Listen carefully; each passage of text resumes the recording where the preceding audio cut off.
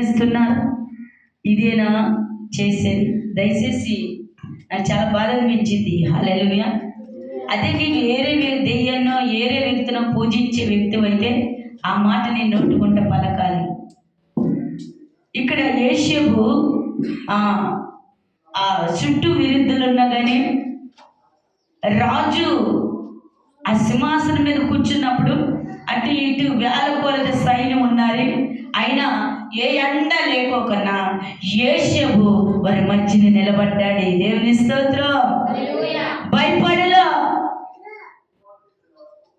మోకాళ్ళంచు మోకాళ్ళ మీద ఉండు అన్నా కానీ నేను మోకారించకపోతే నా తల తీసివేస్తారేమో అన్న భయం కూడా లేకున్నా ఏమాత్రము మోకరివ్వల తల దించల. దేవుని స్తోత్రం.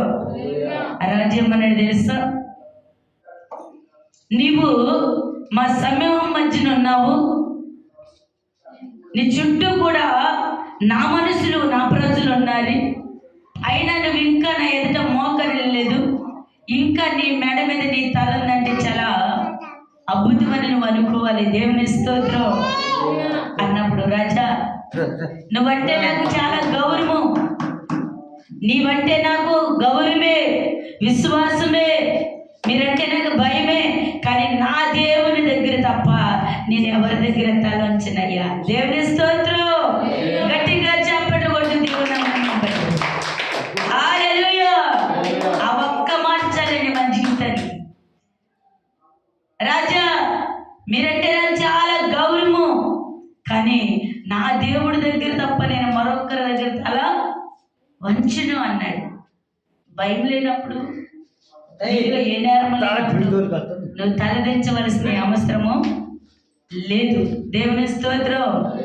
అందుకే నేను ఎన్నో మాటలు చెప్తుంటా, యుద్ధము యెహోవాదే, నువ్వు మౌనమయ్యుండు, యుద్ధము ఆయన చేయబోతున్నాడు.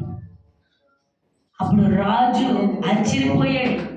నీ దేవుడు ఎవరు అంటే నేను నమ్ముకున్న దేవుడు, యాకోబుల దేవుడు, ఇస్సాకు దేవుడు. దేవుని స్తోత్రం.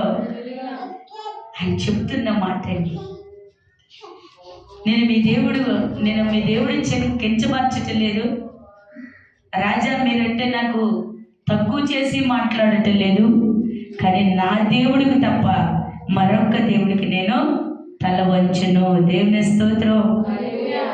ఈరోజు చిన్న మాటకి తలని చేస్తాము. వాళ్ళు ఏదైనా మనకి చేస్తానంటే చాలు, ఉన్నది లేనట్టు లేనిది ఉన్నట్టు వాటిని మార్చేస్తాము, మాట మార్చేస్తాము, భాష మారుతాము, తలంచుతాము, గడగడ నమస్కారం చేస్తాము. వాడు ఎలాంటి వాడైనా మనకు అనవసరం. నువ్వు నమ్మకంగా, విశ్వాసంగా, యథార్థంగా నిలబడితే ఆయనే యుద్ధము చేస్తుదురుగాక. హల్లెలూయా.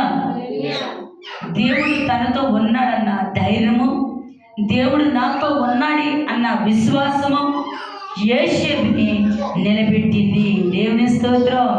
సరసాలలో వేసేది, కొరడా దెబ్బలు కొట్టేది, భయంకరమైన శిక్షణ వేసినప్పటికీ కూడా ఆయన సంతోషముగా ఎందుకు ఉండగలిగాడంటే ఆయన నాతో మాట్లాడుతున్నాడన్న ధైర్యము. దేవుని స్తోత్రం. హల్లెలూయా. నేను ఒక్కొక్కసారి అలాగే ఎవరైనా విరుద్ధంగా మాట్లాడినా లేకపోతే కోపపడినా ఇంకా అనేకమైన రీతిలో మాట్లాడినా నేను ఒకటే అంట, ఆయన నాతో మాట్లాడుచున్నాడు. ఆయన ఉన్నాక నేను ఎవరికి భయపడే అవసరం లేదు. ఆ తలంతు నాలో కలుగుతూ ఉంటుంది. దేవుని స్తోత్రం. వాక్యం చదివిస్తుంది, నువ్వు దేనికోసం ఆశ్రయించబడాలి అంటే నా దేవుని నామాన్ని బట్టి. దేవుని స్తోత్రం. నీకు అంగ బలమో, ఆస్తి బలమో, మాట బలమో, లేదా అందంగా ఉన్న, ఎత్తుకున్న, ఎర్రగున్న, బొర్రుగున్న నేను శాసిస్తేనే ఈ గ్రామం అంతా లోబడితే దానికోసం నువ్వు ఆశ్రయించబడవద్దు.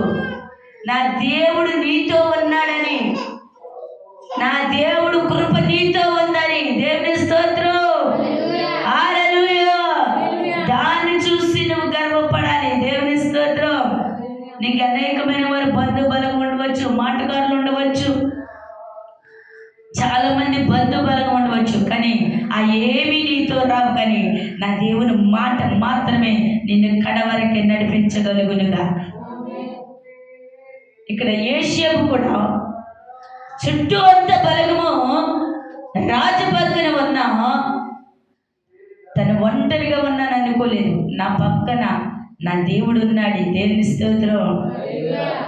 పొత్తిపోరికి నిలబడి చూస్తున్నాడు. ఈ కలల బాబు వివరించేవాడు పరో దగ్గర గెలుస్తాడు అన్న నమ్మకము యోసేపు కంటే పొత్తిపోరికి ఎక్కువ ఉందండి. దేవుని స్తోత్రం.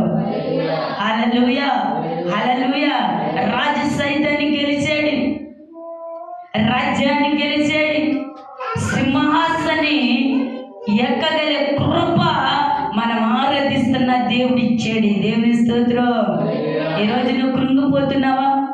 నీ ఆశ నిరాశ చేసుకోవద్దు.